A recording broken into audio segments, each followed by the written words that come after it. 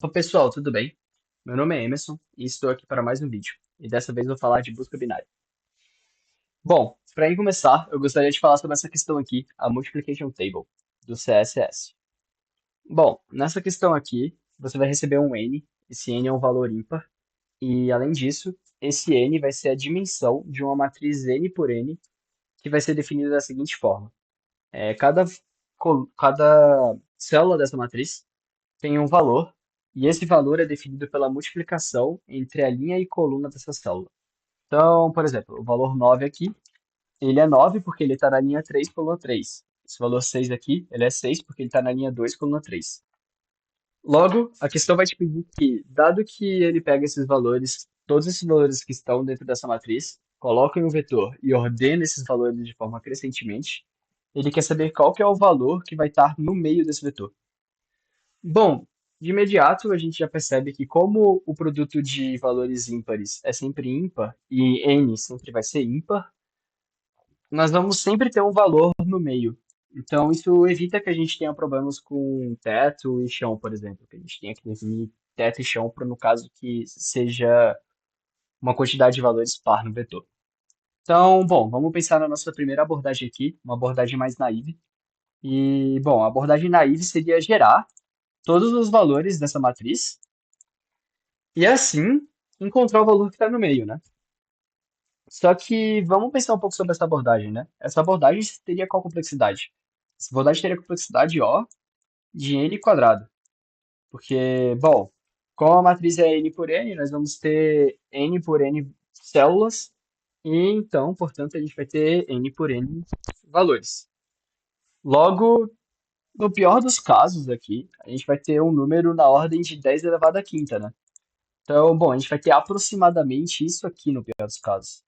10 elevado à quinta vezes 10 elevado à quinta, né? Como é a complexidade é n quadrado.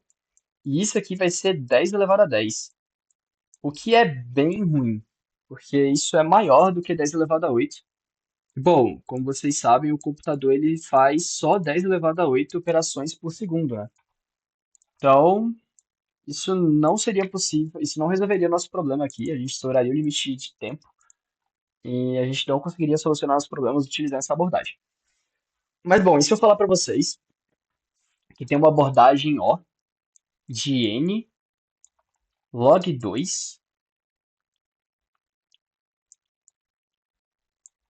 eita, perdão pela letra, de n.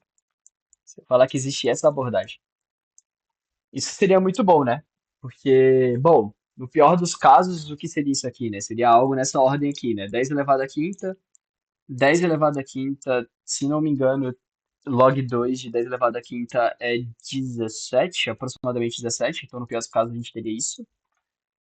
Que seria, com certeza, isso aqui é com certeza menor do que 10 elevado à oitava. E como isso aqui é menor do que 10 elevado à oitava, o computador consegue executar essa quantidade de operações aqui em um segundo.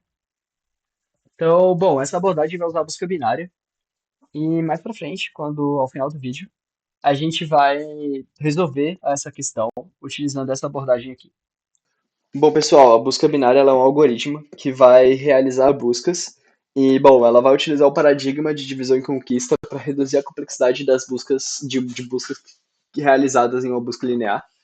E, bom, a busca binária ela sempre tem o objetivo de encontrar um elemento, como o próprio nome fala, e esse elemento tem que ser tal que ele seja o maior elemento que satisfaz uma condição ou o menor elemento que satisfaz uma condição.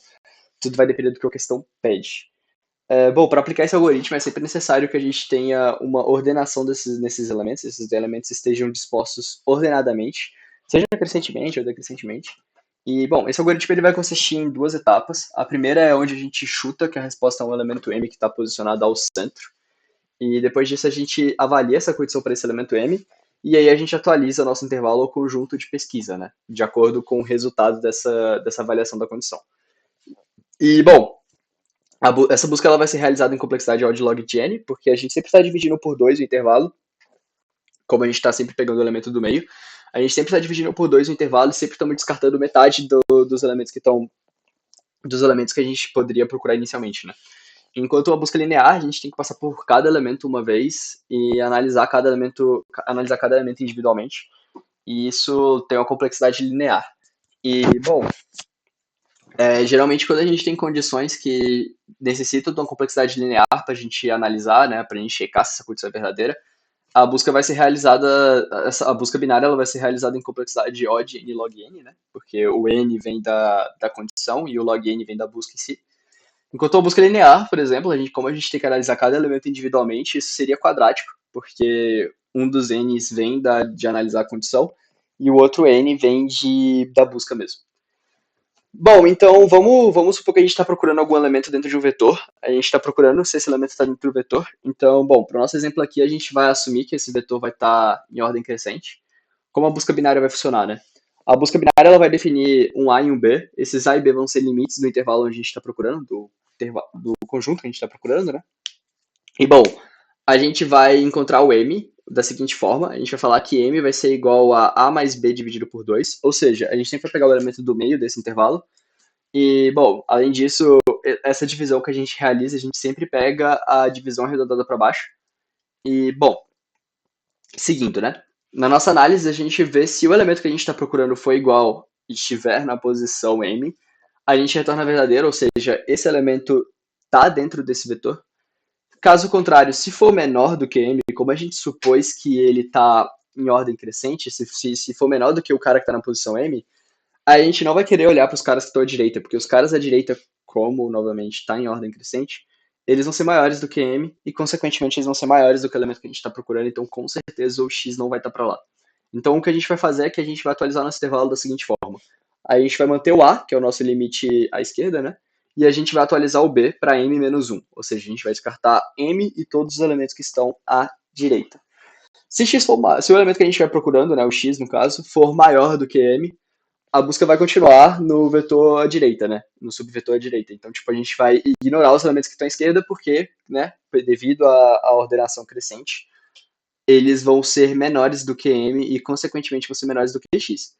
No caso onde a gente atualiza o B e atualiza o A e, por algum motivo, eles se alternam, né? Ou seja, a gente troca o B, deixa de ser o índice mais à direita e o A deixa de ser o índice mais à esquerda, a busca vai retornar falso, porque esse intervalo vai estar alternado, então a gente não vai ter encontrado esse elemento X que satisfaz a condição ou esse elemento X que está no vetor que a gente está procurando, né? Então vamos supor que agora a gente está procurando o elemento 34 no vetor. O nosso intervalo inicial é A igual a 0 e B igual a 8.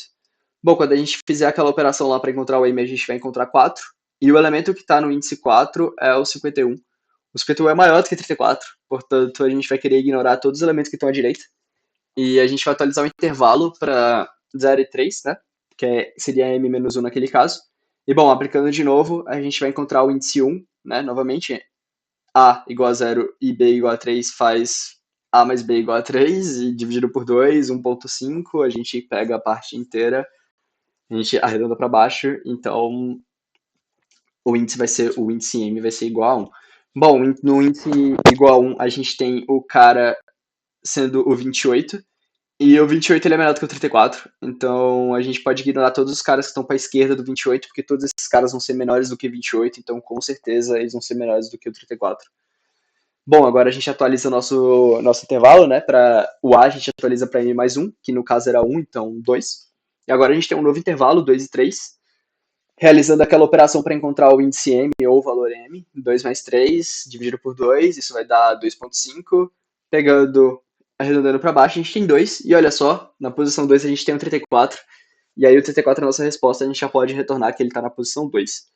Bom, como deu para perceber, a gente vai sempre dividindo por 2 e a gente sempre vai descartando metade desses intervalos, então a gente vai sempre diminuindo a quantidade de fatores 2 nesses caras, e isso, consequentemente, é log. Bom, agora aqui está uma implementação da função de busca binária. A gente define o A e o B, que são os nossos limites, A sendo igual a 0 e B sendo igual ao último índice desse vetor. Enquanto esses A e B não se alternam, né? Não fazem aquilo lá que eu falei que é aquela condição para a gente retornar falso. Aí a gente vai pegar o elemento que está no meio, ou seja, a gente vai pegar o cara que está no índice ao meio, ou o M que está no meio, E a gente vai fazer a checagem. Se o cara que está nessa posição do vetor for igual a x, a gente já retorna que ele está nessa posição. Caso contrário, a gente faz aquela paradinha de checar, tipo, a gente vai querer o intervalo que está à esquerda, a gente vai querer analisar agora o intervalo à direita. Mas sempre reduzindo o intervalo, e isso é muito importante. Bom, a busca binária em C++, ela pode ser encontrada na biblioteca Algorithm. Ela já vem implementada nessa biblioteca, no caso. E, bom, a função binary search, ela vai sempre retornar um booleano, dizendo que se a gente encontrou esse cara dentro desse container que a gente forneceu a ele para procurar, ou se a gente não encontrou. Enquanto as funções lowerbound e upperbound, elas sempre retornam um iterador. No caso da função lowerbound, ela vai retornar um iterador para o primeiro elemento que é maior ou igual a x, e no caso da função upperbound, ela retorna para o primeiro elemento que é estritamente maior do que x. Bom, outra coisa que a gente pode resolver usando a busca binária é realizar o método da bissecção. No método da bissecção, a nossa condição vai ser uma função x sendo igual a zero, ou seja, a gente vai estar procurando a raiz de uma função x em um determinado intervalo a e b. E, bom, esse método ele precisa de algumas condições para ser aplicado. Uma delas é que essa função de x que a gente está analisando como nossa condição, ela tem que ser contínua em a e b, e o resultado de f de a e f de b eles têm que ter sinais negativos para a gente poder ter certeza de que em algum momento a gente vai passar pelo eixo X quando a gente está traçando uma reta de A, partindo de A indo até B. Ou seja, se ele atravessa o eixo X, com certeza a gente tem alguma raiz nesse intervalo. Então o método da bissecção ele vai ajudar a gente a encontrar essa raiz nesse intervalo. E, bom, basicamente a gente vai agora a gente continua tendo aquelas mesmas atualizações, né? A gente quer pegar o intervalo da esquerda, o intervalo da direita. Só que essas atualizações acontecem da seguinte forma, né? A gente compara o sinal do nosso resultado, né, pro M, com o sinal do resultado para A. Então, se tiver o mesmo sinal, a gente atualiza, a gente quer o intervalo da esquerda, né? Se tiver o sinal trocado, né? Se tiver sinal trocado, a gente quer o intervalo da direita. Então, é isso.